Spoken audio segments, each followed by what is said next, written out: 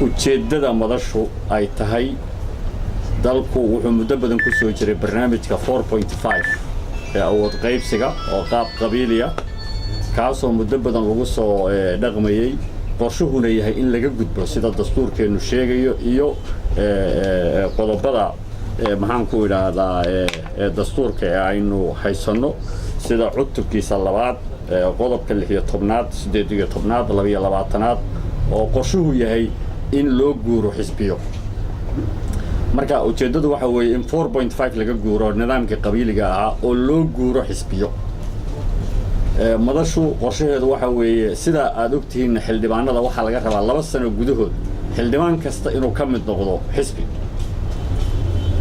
dabcan xildhibaanada way ku khasab inay xisbiye galaan waliba waxa qorshuhu yahay hadii ay xisbiye gali waayaan qofku inuu kursigiisa uu lumin karo inta marka waxa dheer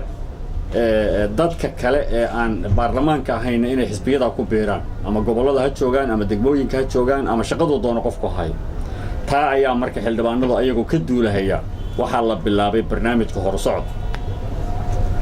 waxaan rabnaa inaan hoosta ka xariiqno oo sheegno oo cadeyno horsocod qorshihiisa dhow xilligana kuma jirto mooshin lid ku ah madaxweyne ra'iisul wasaare gudoomiye baarlamaan iyo wax la mid ah Nairobi shir lagu qabtay go'aamo la soo saaray xamarba ma taqaan shirka socda waxa la qabtay waxba kama jiraan shacabkana waxaan ku codsanaynaa in aan nahay wakiiladiina waad ogtihiin uma socono inaan wax dumino laakiin waxa dhisan u socona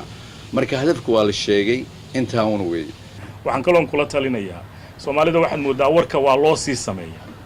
adigoona waxba oo dhan baa laga sii sameeyaa ayaamaan soo socdo dhan waxa weeye meediada ku mashquulsanayd waxba la duminayaa iyo wax la wabeenaya waxba la shiray